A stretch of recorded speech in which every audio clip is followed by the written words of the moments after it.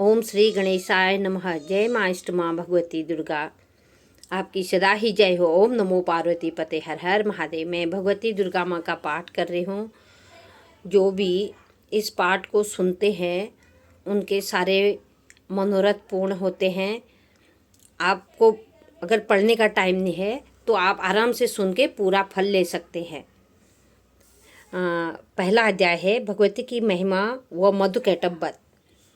महर्षि मार्कंडेय जी बोले, भगवान सूर्य के पुत्र सावणी की उत्पत्ति की कथा मैं विस्तार से कहता हूँ, आप ध्यान से सुनिए। सूर्य की स्त्री छाया से उत्पन्न सावणी जगजननी महामाया की कृपा से जैसे जैसे मनवंतर के अधिपति बने वो विशिष्ट कथा सुने।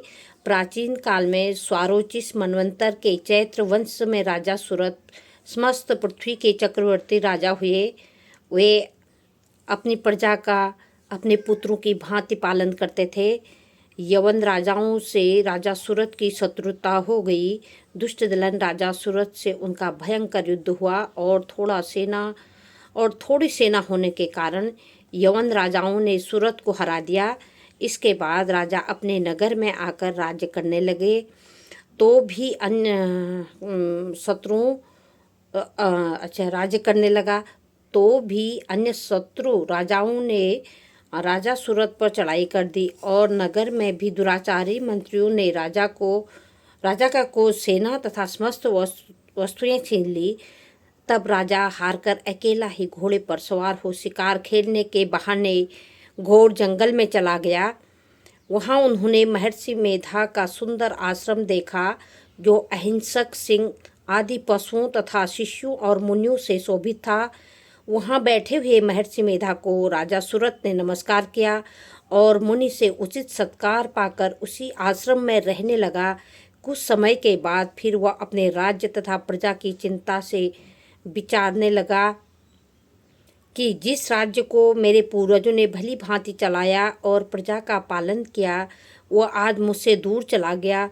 वे दुष्ट मंत्री राज्य का पालन धर्म नीति के अनुसार कर रहे होंगे या नहीं, और मेरा मुख्य हाथी भी दुश्मन के बस में हो जाने से क्या क्या कष्ट भोगता होगा।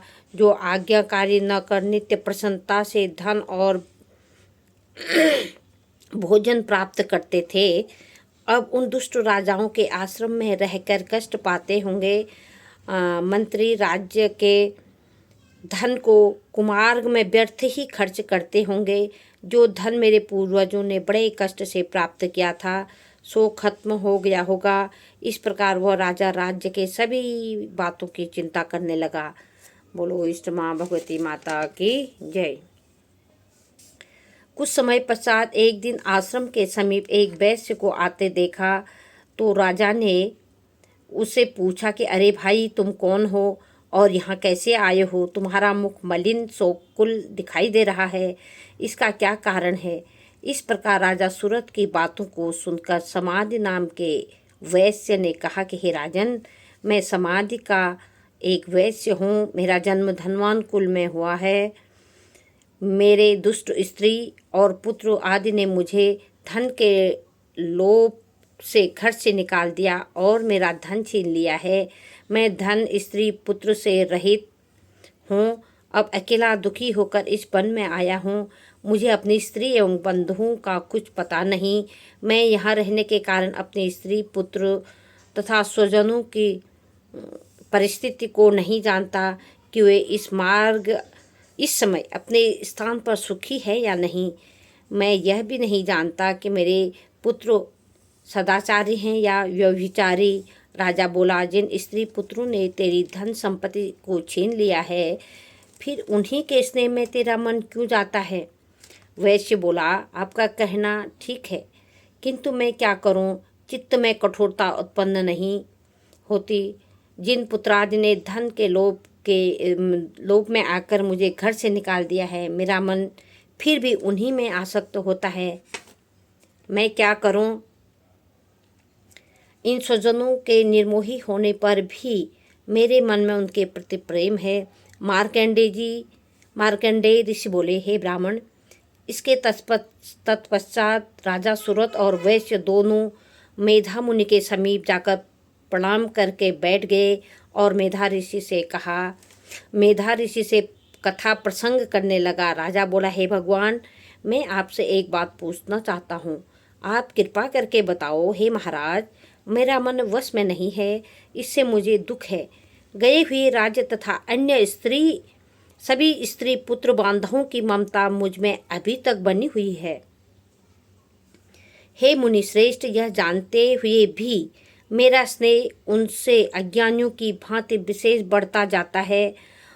इस समाधि वैश्य को इसके स्त्री पुत्रादि ने त्याग दिया है तथा इसे घर से बाहर निकाल दिया है। यह भी उनमें अत्यंत आसक्त रहता है। इसी तरह हम दोनों बहुत दुखी हैं। हे मुनिवर, उनके दोषों को जानते हुए भी हम दोनों का हृदय उनके प्रति ममता में आसक्त रहता है। इतना ज्ञान होते हुए भी ऐसी ममता क्यों है? हम दोनों को अज्ञानियों की भांति मूढ़ता क्यों उत्पन्न हो रही है? बोलो इष्ट माँ भगवती माता की जय। महर्षि मेधा बोले, समस्त जंतुओं को जानने योग्य ज्ञान होता है। सभी प्राणी अलग अलग होते हैं। कुछ दिन में नहीं देखते तो कुछ रात में नहीं देखते, और कुछ दिन रात में समान दृष्टि से देखते हैं। मनुष्य ज्ञान युक्त है, यह सत्य है, इसमें संदेह नहीं। केवल इसमें ही नहीं, सभी पशु पक्षी मृगादि में भी मनुष्य की भांति ही ज्ञान होता है। यह स्थूल ज्ञान होता है। जैसे मनुष्यों में आहार आदि की इच्छा उत्पन्न होती है, वैसे ही पशु पक्षी आदि में आहार विहार निद्रा और मैथुन आदि की इच्छा उत्पन्न होती है। ज्ञान होने पर भी पक्षियों को तो देखो, भूखे होने पर भी ममता बस अपने बच्चों को चोंच में स्नेह से चुग्गा देकर प्रसन्न होते हैं। हे राजन, मनुष्य भी अपने पुत्र पौत्रों से इसी भांति बर्ताव करते हैं। वह पालन पोषण इस इच्छा से करते हैं कि जब हमारी वृद्धावस्था आएगी तब हमारा पालन पोषण वे करेंगे। क्या तुम यह नहीं देखते कि पुत्रादि उनका भरण पोषण ना भी करे तो भी माता पिता तो करते ही हैं, क्योंकि विश्व की स्थिति को रखने वाली महामाया के प्रभाव से वे मोह के गड्ढे में डाल दिए गए हैं। इसमें कोई आश्चर्य नहीं है, क्योंकि यह भगवान विष्णु की योग निद्रा है जिससे संसार मोहित हो जाता है। यही भगवान की महामाया है। यह भगवती देवी बड़े बड़े ज्ञानियों के मन को जबरदस्ती खींचकर मोह में डाल देती है। इस देवी ने ही चराचर विश्व को उत्पन्न किया है, और यह देवी प्रसन्न होकर अपने भक्तों को वरदान देती है, जिसे मुक्ति मिलती है। वही मुक्ति की परम हेतु सनातनी ब्रह्मा ज्ञान स्वरूपा विद्या है। राजा बोला, हे भगवान, आप जिसे महामाया कहते हैं वह कौन सी देवी है? वह देवी कैसे उत्पन्न हुई है और उसका कार्य क्या है? उसका स्वभाव स्वरूप उत्पत्ति आदि के विषय में भी सुनना चाहता हूँ। ऋषि बोले, वह देवी नित्य स्वरूप है और चराचर में व्याप्त है, तथापि उसकी उत्पत्ति अनेक भांति से है। उस कथा को तुम मुझसे सुनो। यह भगवती देवताओं के कार्य सिद्ध करने के लिए उत्पन्न होती है और अजन्मा होकर भी उत्पन्ना कहलाती है। जब भगवान विष्णु संपूर्ण विश्व को त्याग अनंत में जल करके योग निद्रा में शेष शैया पर सो रहे थे, उस समय विख्यात मधु और कैटभ नाम के दो घोर असुर विष्णु के कान की मैल से पैदा होकर ब्रह्मा जी को मारने को तैयार हुए। ब्रह्मा जी विष्णु भगवान के नाभि कमल पर स्थित थे। उन दोनों भयंकर असुरों को मारने को आते देखकर और भगवान विष्णु को सोता हुआ देखकर ब्रह्मा जी योग निद्रा की प्रसन्नतार्थ एकाग्र मन से स्तुति करने लगे, जिससे कि भगवान विष्णु के नेत्रों से भगवती योग माया अपना प्रभाव हटा ले और भगवान जाग पड़े। वह योग माया विश्वेश्वरी जगत माता स्थित एवं संहार करने वाली भगवान विष्णु की अतुल तेज वाली निद्रा स्वरूपा अनुपम शक्ति है। ब्रह्मा जी बोले, हे महामाया, तुम ही स्वाहा हो, तुम ही स्वदा हो, तुम ही वसटकार हो, स्वर हो, अमृत भी तुम ही हो, अक्षरों में स्वर तुम ही हो तथा नित्य आधी मात्रा व्यंजन तुम ही हो। हे देवी, तुम ही संध्या, सावित्री और संसार की जननी हो। हे देवी, विश्व को उत्पन्न, पालन और संहार करने वाली आप ही हो। आप ही महाविद्या, महादेवी, महासुरी हो। आप ही समस्त चराचर के तीनों गुणों सत्व रज तम को उत्पन्न करने वाली प्रकृति हो। आप ही काली रात्रि हो। आप खड्गशूल, घोर, गदा, चक्र, शंख, धनुष, बाण, भुसुंडी, परिध आदि अस्त्र शस्त्रों को धारण करने वाली हो। हे देवी, आप ही सौम्यता हो तथा संसार में आप ही अति सुंदर हो। पर तथा अपरों में श्रेष्ठ आप ही परमेश्वरी हो, जो इस विश्व की रचना और पालन संहार करते हैं। और भगवान विष्णु को आपने अपनी निद्रा के बस में कर लिया है। फिर भला बताइए, कौन आपकी प्रार्थना करने में समर्थ है, जबकि आपने भगवान विष्णु, ईशान, शंकर तथा मुझसे यह शरीर ग्रहण कर लिया है। आप तो अपने प्रभाव से स्वयं प्रकाशित हो। हे देवी, मधु और कैटप नाम के इन महादुष्टों को आप मोह लीजिए और विश्वपति भगवान विष्णु को जगाइए। इन दोनों महासुरों का संहार करने के लिए भगवान को बुद्धि दीजिए। ऋषि बोले, इस तरह जब ब्रह्मा जी ने मधु और कैटप असुरों के संहार के लिए तथा भगवान विष्णु को जगाने के लिए देवी की प्रार्थना की, तो उसी समय भगवान विष्णु के नयन, मुख, कान, नाक, कान, हृदय और वक्षस्थल से निकलकर अव्यक्त योग माया उपस्थित हो गई और योग निद्रा से भगवान जाग गए।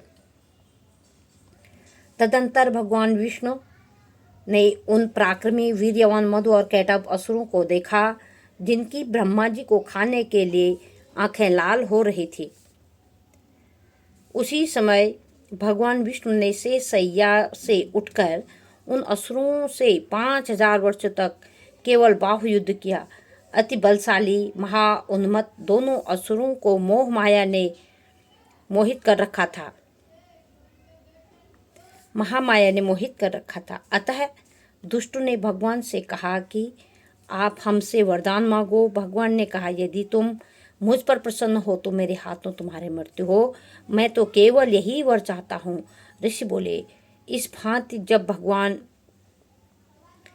ने उनसे यह वरदान ले लिया तो वे भगवान से कहने लगे कि हमें सर्वत्र जल ही जल दिखाई देता है, और इसलिए हे भगवान, हमारा वध उस स्थान पर कीजिए जिस जगह पर पानी न हो। ऋषि मेधा ने कहा। तब भगवान विष्णु ने शंख, चक्र और गदा धारण किए और उनसे तथास्तु कहकर कहा, और दोनों के सिर अपनी जंघों पर रखकर चक्र से काट दिए। इस प्रकार यह महामाया देवी श्री ब्रह्मा जी की प्रार्थना करने पर स्वयं उत्पन्न हुई है। हे राजन, अब इसके प्रभाव को बताता हूँ, आप ध्यान से सुनो। दूसरा अध्याय है देवी जी का प्रादुर्भाव व महिषासुर की सेना का वध। ऋषि बोले, प्राचीन काल में देवताओं तथा राक्षसों में 100 वर्ष युद्ध होता रहा। उस समय राक्षसों का स्वामी महिषासुर एवं देवताओं के स्वामी इंद्र थे। उस युद्ध में देवताओं की सेना महाबली राक्षसों से पराजित गई। तब सभी देवताओं को जीतकर महिषासुर स्वयं इंद्र बन बैठा।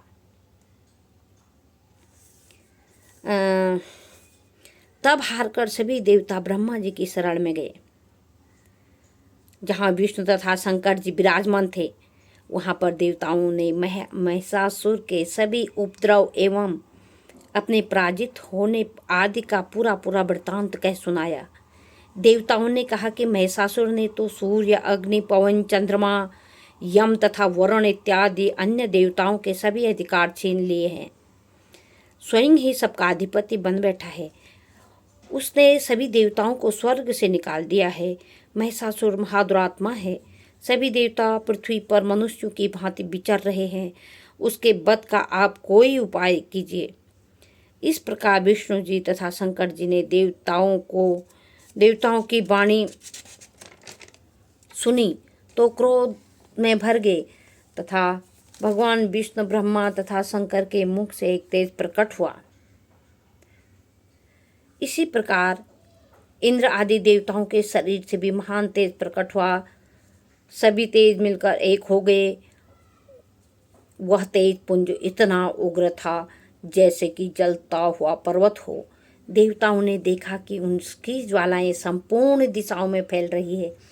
जब वह एक हुआ तो नारी के समान रूप में हो गया। भगवान शंकर जी के तेज से उसका मुख प्रकट हुआ। यमराज के तेज से उसके बाल हुए। विष्णु के तेज से उस देवी की भुजाएं प्रकट हुई। चंद्रमा से दोनों स्तन, इंद्र के तेज से उसका कटि प्रदेश, वरुण के तेज से जंगा व उरुस्थल, पृथ्वी के तेज से नितंबों का निर्माण हुआ। ब्रह्मा के तेज से दोनों चरण, सूर्य के तेज से चरणों की अंगुलियां, वसुओं के तेज से हाथों की अंगुलियां, कुबेर के तेज से नासिका का निर्माण हुआ। उसके दांत प्रजापति के तेज से प्रकट हुए। अग्नि के तेज से 3 नेत्र हुए। संध्याओं के तेज से दोनों भौहें, वायु के तेज से दोनों कान उत्पन्न हुए। इसी प्रकार दूसरे देवताओं के तेज द्वारा भगवती का प्रादुर्भाव हुआ। इस प्रकार सभी देवताओं के तेज पुंज से प्रकट हुई देवी जी को देखकर महिषासुर से पीड़ित समस्त देवता प्रसन्न हुए। भगवान शिव ने देवी को अपने त्रिशूलों में से एक त्रिशूल निकालकर दे दिया। श्री विष्णु जी ने अपना सुदर्शन चक्र प्रकट करके वर दिया। वरुण ने शंख तथा अग्नि ने उसे शक्ति दी। पवन ने उन्हें धनुष दिया और वाणों से भरपूर 2 तरकस दे दिए। देवराज इंद्र ने अपने वज्र से वज्र पैदा करके दिया। फिर सहस्त्र नेत्र इंद्र ने ऐरावत हाथी से घंटा दिया। यमराज ने कालदंड से दंड प्रदान किया। सागरपति ने रुद्राक्ष माला अर्पित की। ब्रह्मा ने कमंडल भेंट किया। सूर्य ने देवी जी के फिरोम कोपों में अपनी किरणें प्रदान की। काल ने तलवार और उत्तम ढाल प्रदान की। क्षीर सागर से हार तथा कभी न जीर्ण होने वाले 2 वस्त्र भेंट किए। इसी प्रकार चूड़ामणि, दिव्य कुंडल तथा 2 कड़े भी भेंट किए तथा चमकता हुआ अर्धचंद्र, सभी भुजाओं के लिए बाजूबंद, चरणों के लिए नुपुर और गले के लिए सर्वोत्तम कंठुला भेंट किया। इसी प्रकार सभी अंगुलियों के लिए जड़ित मुद्रिकाएं प्रदान की। विश्वकर्मा ने उन्हें परशु और अनेक रूपों वाले अस्त्र, अभेद कवच, मस्तक तथा गले में धारण करने के योग्य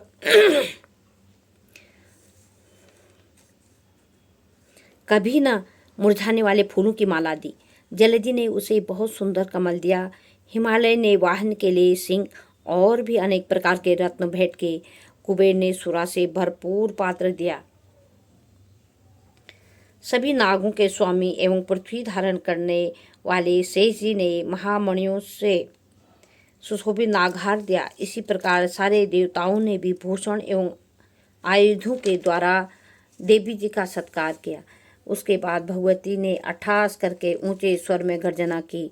उनके भयंकर नाद से सारा आकाश भर गया। तब देवगण प्रसन्न होकर उस सिंहवाहिनी देवी की जयकार करने लगे। मुनियों ने भक्तिभाव से नम्र होकर देवी जी की स्तुति की। इधर देवताओं के शत्रुओं ने सारी त्रिलोकी को शोभग्रस्त देखा। तब वे अपनी सारी सेना को कवच आदि से तैयार कराकर अस्त्र शस्त्र लेकर झट उठ खड़े हुए। महिषासुर क्रोध में आकर बोला, यह क्या हो रहा है? इतना कहकर सभी राक्षसों के साथ घिरकर उस सिंहनाद की ओर भागा। वहां जाकर उसने तीनों लोकों को अपने तेज से प्रकाशित करती हुई देवी जी को देखा। उस देवी के चरणों के भार से पृथ्वी दबी जा रही थी। माथे के मुकुट से आकाश पर रेखाएं पड़ती जा रही थी। उसके धनुष के टंकार से 7 पाताल शोभग्रस्त थे और हजारों भुजाओं से भी सभी दिशाओं को ढककर देवी खड़ी हुई थी। देवी जी के साथ उन राक्षसों का युद्ध आरंभ हो गया। अनेक प्रकार के अस्त्र शस्त्रों के प्रहारों से 10 दिशाएं भर गई। महिषासुर का सेनापति उस समय चिक्षुर नाम का एक महान राक्षस था। देवी जी के साथ उसी का युद्ध होने लगा। इस प्रकार अन्य राक्षसों को तथा चतुरंगिणी सेना को साथ लेकर चामर भी युद्ध करने लगा। 60,000 रथियों को लेकर उदग्र महादैत्य भी युद्ध में प्रवृत्त हो गया। महाहनु राक्षस 5 करोड़ रथियों के साथ युद्ध में आ गया। 60 लाख रथियों से आवृत वास्कल राक्षस युद्ध में उतर पड़ा। पारवारित दैत्य हाथी एवं घोड़ों के अनेक सवारों के समूह से घिरा हुआ रथियों को साथ लाकर देवी जी के साथ युद्ध करने लगा। उस रणांगन में स्वयं महिषासुर भी रथों, हाथियों एवं अश्वों की सेनाओं से घिरा खड़ा था। तोमर, भिंदपाल, शक्ति, मूसल, परशु, पट्टेश, खंग आदि असुरों से युद्ध में दुर्गा जी के साथ युद्ध करने लगा। कुछ राक्षसों ने दुर्गा जी पर शक्तियाँ छोड़ी एवं दूसरों के पास फेंके। तब चंडिका देवी ने अस्त्र शस्त्रों की वर्षा करके उन्हें तोड़ डाला। इधर देवी जी का वाहन सिंह भी क्रोध में आ गया। अपने गर्दन के बाल हिलाता हुआ दैत्यों की सेना में इस प्रकार घूमने लगा जैसे कि वन में अग्नि फैलती जा रही है। उस युद्ध भूमि में युद्ध करती हुई अंबिका ने जितने श्वास छोड़े वे ही झटपट सैकड़ों हजारों गणों के रूप में परिणित हो गए। प्रकट होकर उन गणों ने खंग, भिंदपाल, परशु, पट्टेश आदि शस्त्रों से युद्ध प्रारंभ कर दिया। देवी जी की शक्ति से वृद्धि पाकर वे गण दैत्यों का नाश करने लगे। साथ में दूसरे गण नगाड़े, शंख आदि बजाने लगे।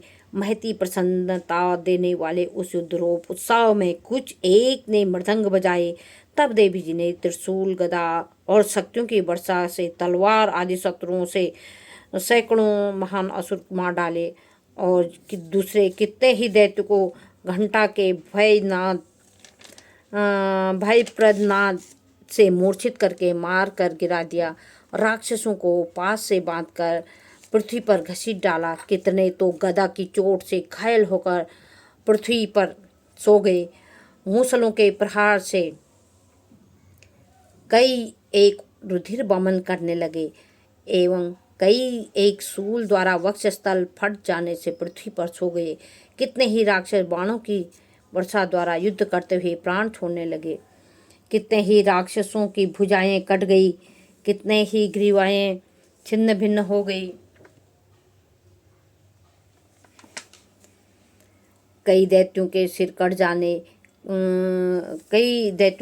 गए, कुछ मध्य से विदीर्ण हो गए। कुछ राक्षसों की जंघाएं कट गई और पृथ्वी पर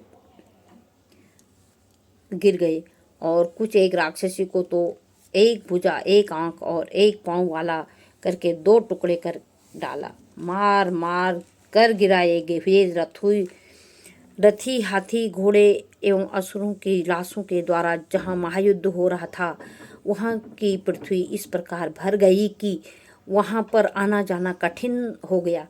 वहाँ सेना एवं असुरों के रुधिर बहने से रुधिर की बड़ी बड़ी नदियाँ बहने लगी। माँ दुर्गा जी ने एक क्षण में ही राक्षसों की महती सेना का इस प्रकार नाश कर दिया जैसे कि लकड़ियों के बड़े ढेर को अग्नि जला देती है। देवी का वाहन सिंह अपने बालों को चटकता हुआ, अपनी गर्जना करता हुआ राक्षसों के शरीर से मानो प्राण ही चुन रहा हो, इस प्रकार घूमने लगा। देवी जी ने उन गणों ने महासुरों के साथ बड़ा युद्ध किया, जिससे देवता प्रसन्न होकर आकाश से फूलों की वर्षा करने लगे। जय माँ इष्ट माँ भगवती माता की जय।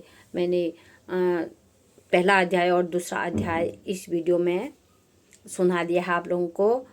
मुझसे जो भी गलती हुई है, बोलने में जो भी त्रुटि हुई है, उसे माफ़ कर देना। आप ज़रूर सुनना। इसको सुनने मात्र से सारे दुख कष्ट सारे दूर हो जाते हैं। शुभ ही शुभ, मंगल ही मंगल, खुशियाँ ही खुशियाँ, सुख समृद्धि बनी रहती है घर पे। आगे मैं तीसरा अध्याय तीसरे दिन का जो है वो सब सुनाऊंगी। महिषासुर का वध वाला तीसरा अध्याय सुनाऊंगी।